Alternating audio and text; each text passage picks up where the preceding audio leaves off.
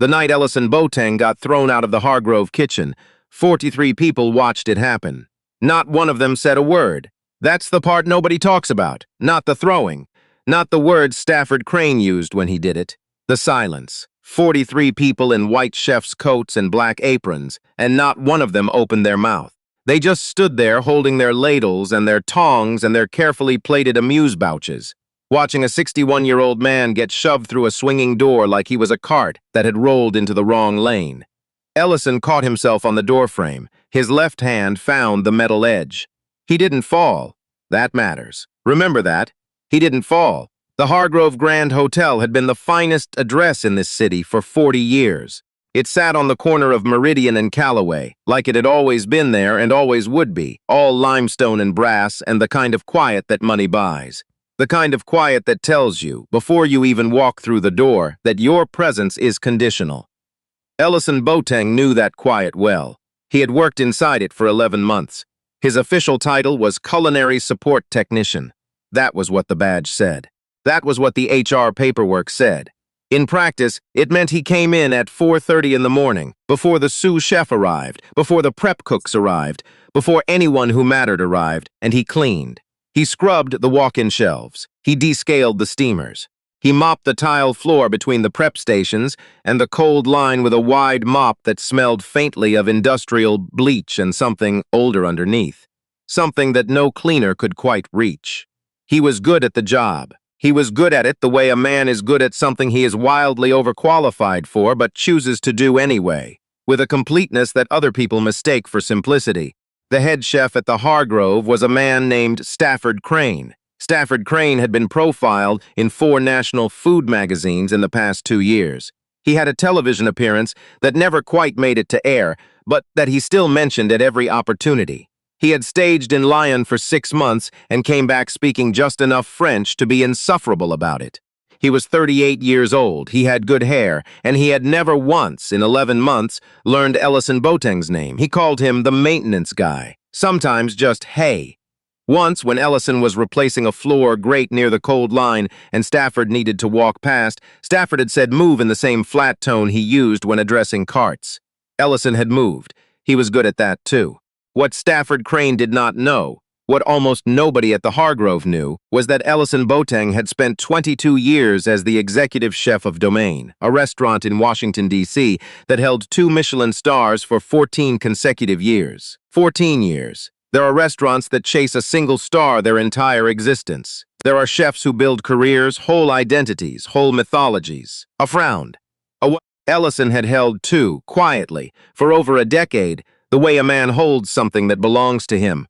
He had cooked for heads of state. He had cooked for the vice president's private dinner when the state dinner was too public, too formal, too watched.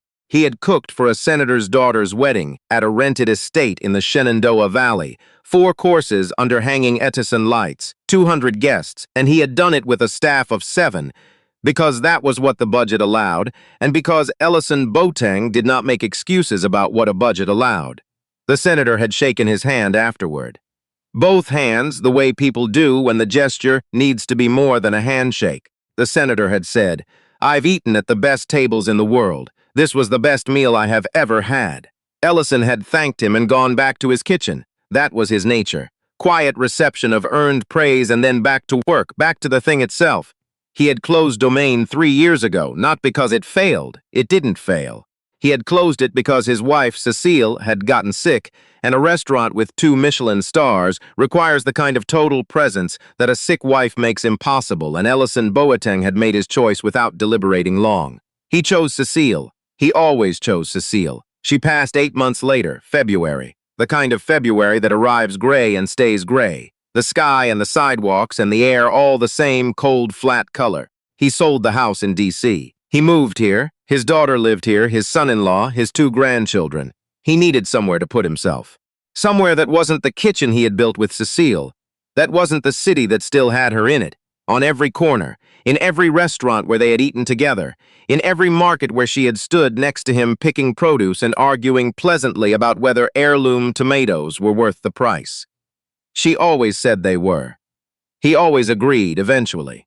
He took the job at the Hargrove because it was available and because it asked nothing of him that cost anything. It required his hands and his time and a tolerance for bleach fumes. It did not require him to be who he had been. It did not require him to carry anything. He was, for a time, relieved by that.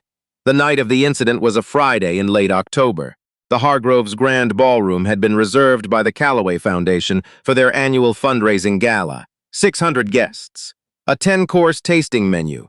The kind of event that made Stafford Crane sharper and louder and slightly manic in the days leading up to it, barking at his sous chefs, revising the menu at 10 p.m. the night before, changing the sauce on the venison twice. Ellison had been assigned an extended shift to handle kitchen cleanup as service progressed, keeping the prep stations clear, managing the dishwashing rotation, staying out of the way of the line cooks, who moved with the slightly crazed energy of people doing a difficult thing under enormous pressure, and knowing that one dropped plate, one mistamed sauce, one table's worth of wrong temperatures could unravel the whole evening. He understood that energy. He had lived inside it for 2 decades. He stayed out of their way. At 7:40 in the evening, he was working near the cold prep station on the far side of the kitchen when he noticed the consommé. It was sitting in a hotel pan near the pass, waiting to be plated for the 3rd course. He could see it from where he stood, and what he could see was that it was wrong. Not catastrophically, not in a way that would make anyone sick, but wrong in a way that would matter, that would register on a palate that expected a certain thing, that would sit at the back of a sophisticated guest's experience like a splinter too small to see but too present to ignore. The consommé had been reduced past its window. The clarity was there, but the fat balance was off. Someone had added the bone marrow finish too early, and it had broken, microscopically, into the liquid instead of sitting on top. The result was a broth that looked correct but would taste muddy, thick in the wrong places, missing the clean high note of the original intention. Ellison stood there for a moment. He knew he should leave it. It was not his kitchen. It was not his food. His job was the floor and the shelves and staying out of the way. He stood there a moment longer. Then he went to the spice shelf, found the dried mushroom powder, found the white wine vinegar that was 2 shelves above it, and in the space of 4 minutes, without touching the plating, without alerting anyone, he made 3 adjustments to the consommé that pulled it back to something clean. He was tasting from a small spoon, checking the result, when Stafford Crane turned around. The silence in the kitchen lasted approximately 2 seconds. Then Stafford Crane crossed the floor in 5 steps and his voice arrived before he did. "What are you doing?" Not a question, a declaration.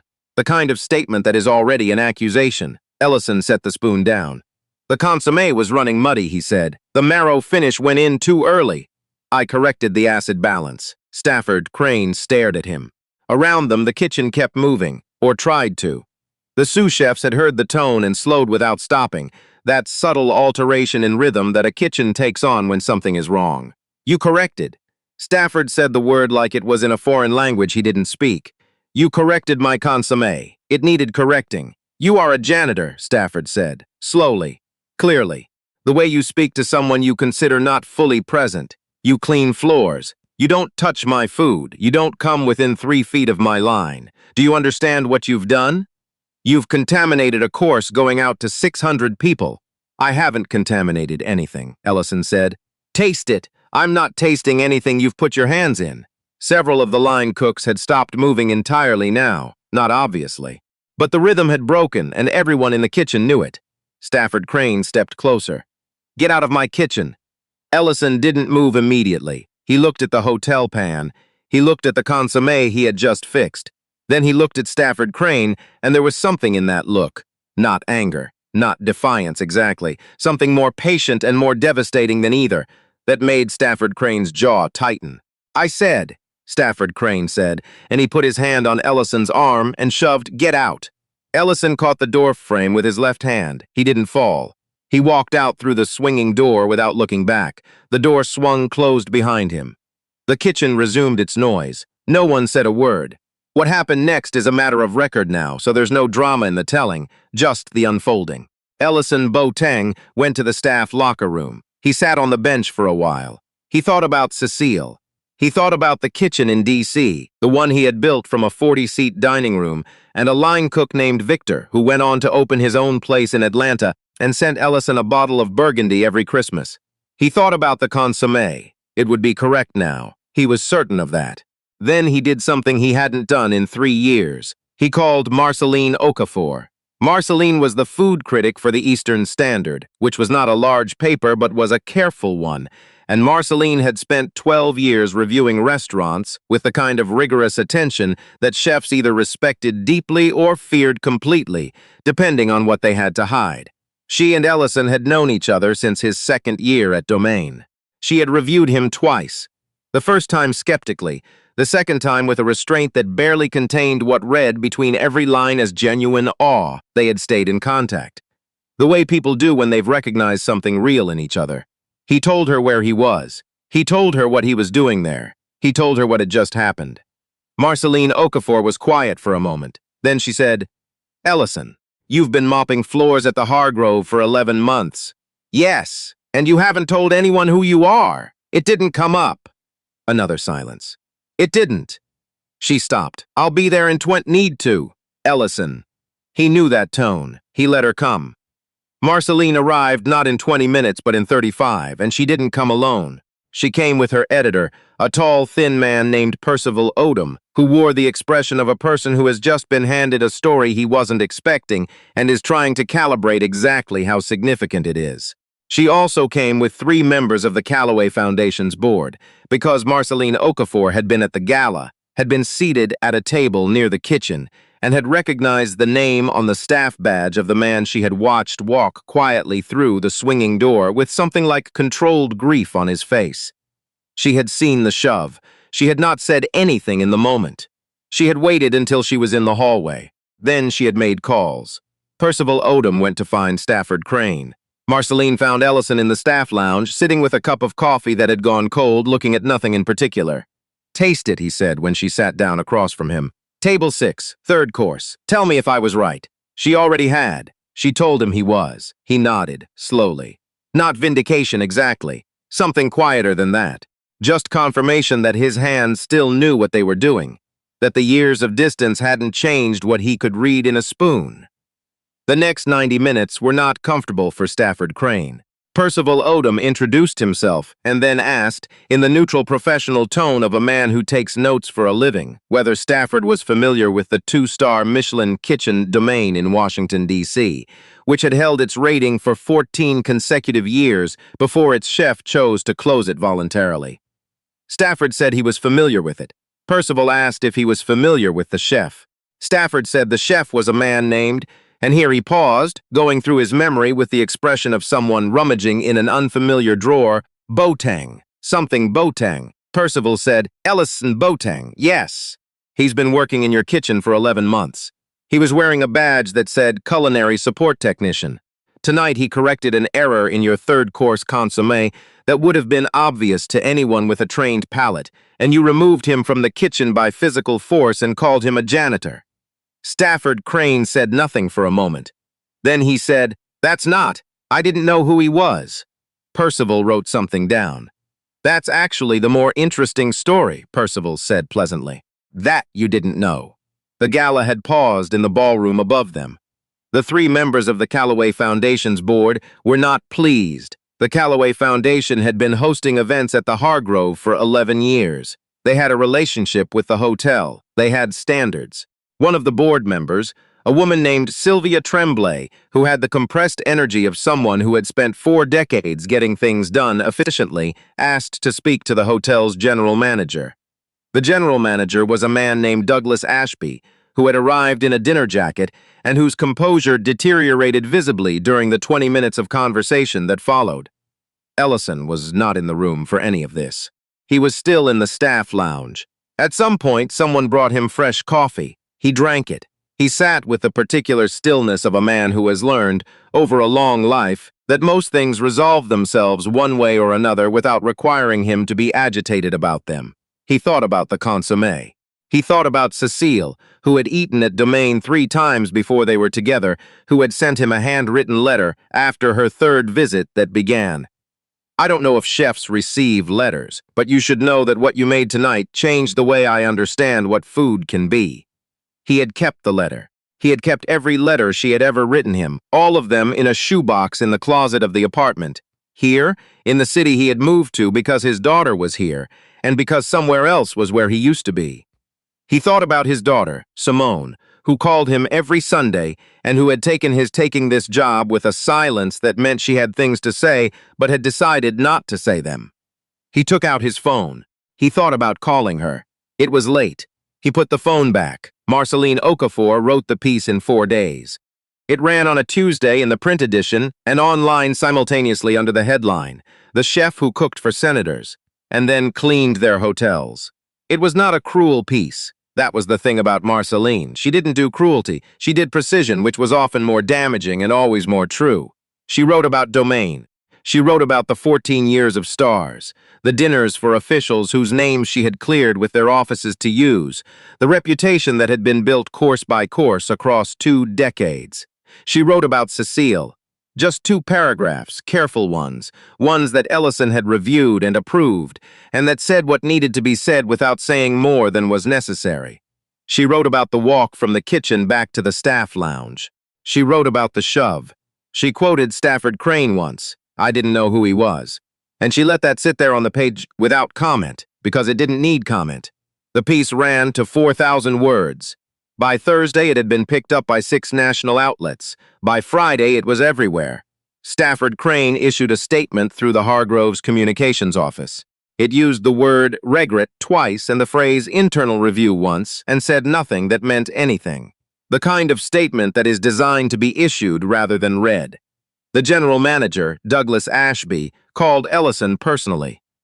Ellison listened to the call with the patience of a man who has heard many apologies in his life and has learned to distinguish between the ones that cost something and the ones that don't. This one didn't cost much. He thanked Ashby for calling. He did not return to the Hargrove. 3 weeks after the piece ran, Ellison received a call from a man named Tobias Wren, who was the managing partner of a restaurant group that operated 4 properties in the city and was in the process of opening a 5th. The 5th was going to be, Tobias said, the most serious restaurant they had ever built. The kind of place that took years to do correctly. The kind of kitchen that needed someone who didn't need to be taught what serious meant. He had read the article. He had done his research after. He had eaten at Domain once, in 2011, on a reservation that had taken 6 weeks to secure, and he had thought about that meal periodically for the past 15 years, in the way you think about things that changed a reference point. He would like, Tobias said, to have a conversation. Ellison said he was available Thursday. The conversation lasted 2 hours. They talked about the concept, a kitchen rooted in West African technique with the precision of classical French training. Not fusion, but conversation, 2 traditions speaking to each other across a shared table. They talked about sourcing. They talked about staffing and menu philosophy and the question of whether a restaurant should announce itself loudly or let the food do the announcing. Ellison had opinions about all of it, thoughtful, specific, hard-won opinions. At the end of the 2 hours, Tobias Wren said, "I want you to run this kitchen. Chef de cuisine, full creative authority. The menu is yours." Ellison looked at him for a moment. "What's the timeline?" he asked.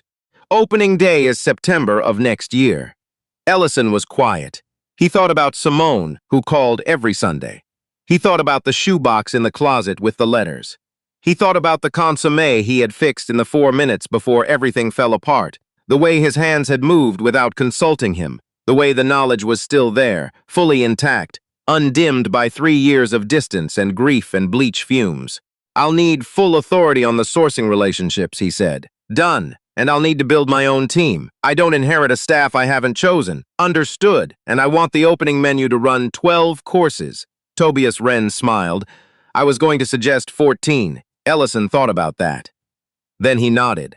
The restaurant opened the following September. They named it Cecile. 1 E at the end. The way she had always spelled it. The way she had signed every letter she had ever written him, in the handwriting that he still saw sometimes when he closed his eyes, looping and precise and completely hers. The dining room held 48 seats. The kitchen was built exactly the way Ellison specified, the cold prep on the left, the pass at the center, the walls tiled in a deep clay color that Simone had helped him choose over 3 trips to a tile shop on the east side. The line cooks arrived 2 months before opening, 6 of them.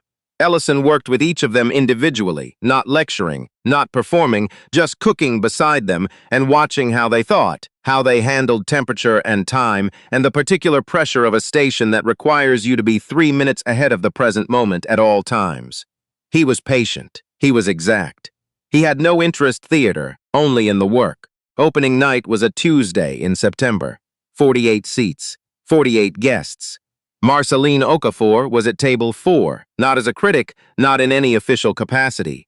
She had recused herself from reviewing the restaurant, citing their relationship, and had said so publicly, which was the kind of thing Marceline did.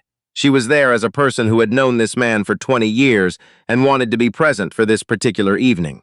The first course went out at 7. Ellison stood at the pass. He had done this 10,000 times in his life, standing at the pass, watching the plates go out, feeling the quality of the food in his chest the way a tuned instrument feels the correctness of its own pitch. The warmth of the plates, the color of the reductions, the garnish placed with the deliberate care that no one in the dining room would consciously notice, but that every palate would feel. He watched the plates go out, and he was, for the first time in 3 years, completely in the right place. The review ran 6 weeks after opening, not Marceline's. A critic named Wesley Drummond, from a publication that covered the city's cultural life with the seriousness it deserved. Wesley Drummond was not given to hyperbole. His reviews were known for a kind of careful withholding, a reluctance to declare something exceptional until he was fully certain. He was fully certain. He wrote about the technical mastery. He wrote about the way the menu built from course to course like a conversation finding its register. He wrote about the fish course, which was prepared using a method from Ellison's family that predated any formal training, a technique passed from his grandmother to his father to him, adapted now to a context his grandmother could not have imagined but would have, he thought, found amusing. He wrote, "There are kitchens in this city that perform excellence. Cecile practices it. The difference is everything." He awarded it 4 stars. The reservation line opened the following Monday morning. By 11 a.m., the next 3 months were full. Stafford Crane still runs the Hargrove kitchen. He does not appear in food magazines as often as he used to. The television appearance that never quite made it to air has not been mentioned in some time. He ordered the consommé recipe changed. He announced this at a staff meeting, in the specific way that people announce changes that are corrections to things they don't want to acknowledge were errors. His sous chef, who had been there the night of the gala, who had been holding a ladle and standing still and saying nothing, nodded and wrote it down. Ellison still calls Simone on Sundays. She answers on the first ring now. She used to wait for the second, for reasons she has never fully explained. These days she picks up immediately, the way you do when you know who's calling and you're glad. They talk about the restaurant. They talk about the grandchildren. Sometimes they talk about Cecile, about specific things, a dish she loved, a story from a vacation 20 years ago, the way she used to laugh at her own jokes before she'd finished making them. He still has the shoebox. He has not moved it from the closet. He doesn't need to move it. He knows exactly where it is. On a quiet Thursday evening in November, 3 months after Cecile opened, Ellison Boateng stood at the pass at the end of service and looked at the empty dining room through the kitchen window.